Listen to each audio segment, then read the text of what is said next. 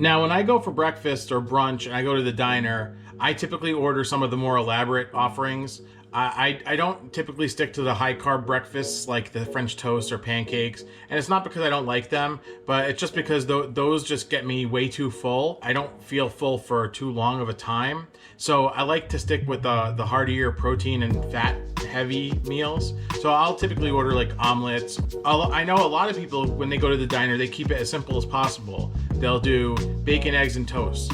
I'm here today to show you how you can do that in one pan, how you can keep ingredients on hand to make this any day of the week in under 10 minutes. It's simple, it's delicious, and you can make it your own. Do me a favor, drop a like on this video, comment down below what your favorite type of breakfast to order at the diner is, and make sure you subscribe to the channel, turning the notification bell on to get notified when new content is posted. So those notifications are gonna keep you up to date with the latest updates on the channel. Let's talk about ingredients. So, eggs, bacon, bread for toast. That's it. As far as pantry staples, I always keep a nice butter on hand. I use Kerrygold. And then all you need is salt and pepper. So let's talk about each of these items individually. Toast is where you can get the most wild with this whole thing. I like to buy this Dave's Killer bread. I really like the message of this company, as well as their bread is really delicious. It's organic, and they have some pretty creative breads. This one here is a sprouted grain, and it's thin sliced. Typically, like if I'm trying to control calories, I'll just keep it small with this type of bread. We also buy their Power Seed bread, which is also really good. It's really hearty, but these slices they're almost like a double slice. These are like 100 calories per slice, whereas these are like 70 calories per slice, have a decent amount of fiber and lots of great ingredients, and it tastes really good. So let's talk about toasting the bread. Just use a toaster and toast it as much as you want. That's it. If you saw that episode of Curb Your Enthusiasm from, I think it was season 6 or 7, where Larry's sick, he's fighting with the toaster to get himself some pieces of toast. The one thing that they decide in that is that you can't pause toast. But for me, it always takes 2 toasts because I never know the right setting depending on what toaster I'm using, even my own toaster. Depending on the thickness of the bread, depending on the type of bread, it toasts differently. So for me, it's always 2 toasts. Usually I'll do one time in the middle and the next time is a little bit lower. On Facebook, I posed a question a couple of days ago. When you buy bread and you get the first slices and the last slices, the heels, what do you do with that slice? I'd like you to comment down below and let me know out of all the options. So number 1 is eat it, whether you use it for toast, use it for a sandwich, use it for a grilled cheese by flipping it inside out. Number 2, using it as a protective barrier for the rest of the bread as you take slices out. Number 3 would be just to throw it away or compost it. Number 4 would be for breadcrumbs. So what exactly do you do with the heels of the bread? I'd really like to know, because I think it's a really fun social experiment. Even from batch to batch, I do different stuff. If I'm looking to make like a quick patty melt or a burger, I may use that end, or even a grilled cheese. I kind of like how it's a little bit thinner usually. If you flip it inside out, you almost get more of a chew as you eat it. So I know I'm 100% overthinking it, but that's kind of something that I wanted to talk about.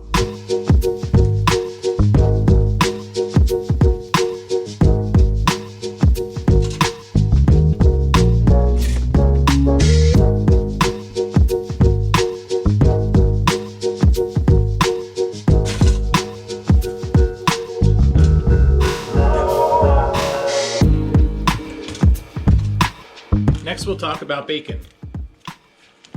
Love the smell of bacon. I like to buy this Trader Joe's uncured version of bacon. It doesn't have too much junk in it. It's just pork, sea salt, raw sugar, celery powder, and spices. I'll do usually 2 slices for a breakfast.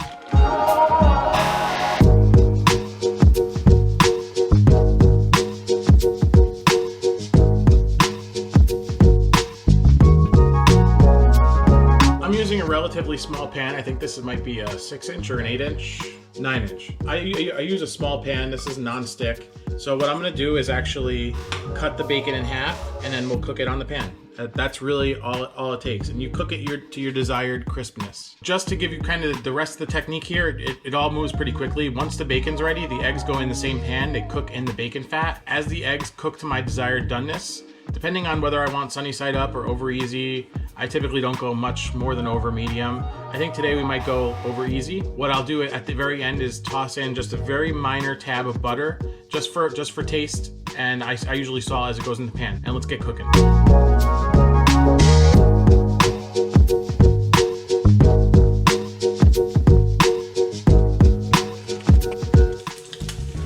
This is my desired doneness, so we'll pull that off and go directly onto a towel.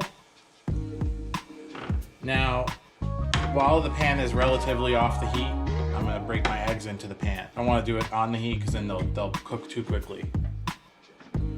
So 1,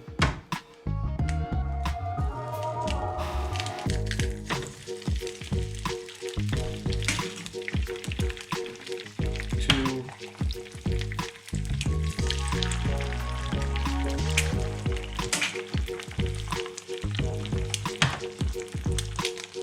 3. As soon as they're all in the pan, they go on the heat. Salt.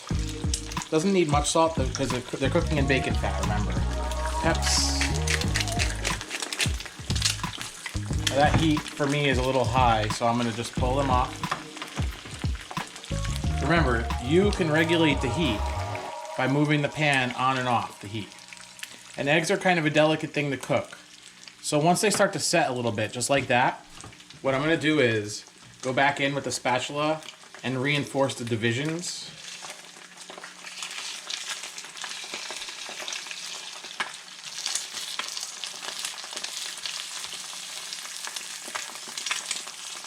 And this is cooking a little fast. The risk of cooking them fast is the bottom will get a little bit pasty and the top will be not uncooked of the yolk. So if you go, the slower you go, the better your yolk will be. I like to keep my plate right next to the stove so that it's kind of warm. Now here, the bottom of the eggs are almost all the way cooked, the white. So I'm going to give it another minute. It almost seems like this guy is cooking a little faster than the other two. Now I want over easy, so what we'll do is, once they're at this stage where you start to see them crusting up around the sides, we'll give them a flip.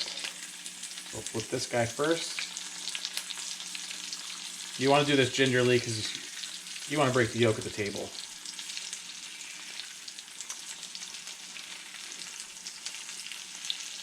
Now I give it a good 30 seconds on that side. And actually, while this side is cooking, I'm going to go in with my butter. If you put it in the middle, it'll get distributed around. Now this is not a low-fat version, okay? I got 3 egg yolks, I got about half a tablespoon of butter, and I have the leftover bacon fat. So this is to get you through the day for longer. I would say the balance is shifted more toward fat on this meal. Probably looking at somewhere in the neighborhood of between 30 and 40 grams of fat. Probably between 20 and 30 grams of protein, and about, for these slices of toast that I got, probably about 30 grams of carbs. Okay, now we're ready. We'll go directly onto our plate.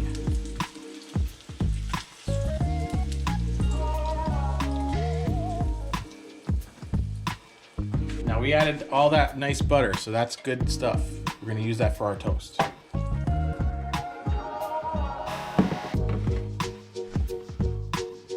Okay, eggs, bacon, toast. Now I like to give these eggs a good couple of minutes to set just a little more before we bite into them. Let's get to the table and I'll show you how I eat this.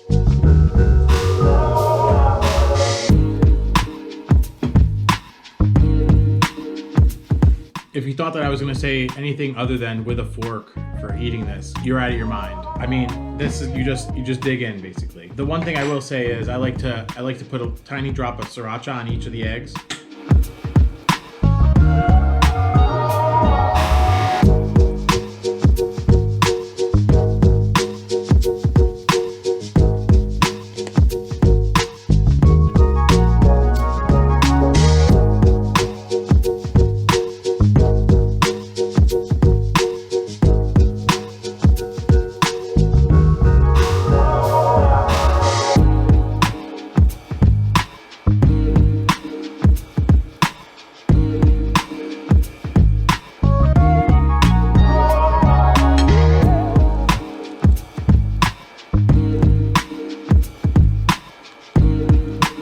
standard bacon, eggs, and toast. Let's see if we can get the perfect bite here.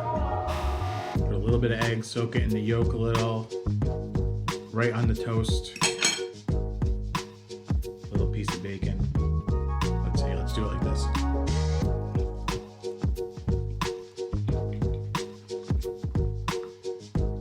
Simple, amazing, the perfect weekend breakfast, weekday breakfast, ready in under 10 minutes. If you like this video or have any ideas for future videos, remember, leave a like, comment down below. I'm getting back to eating this. You guys have an awesome day. We will see you in the next video.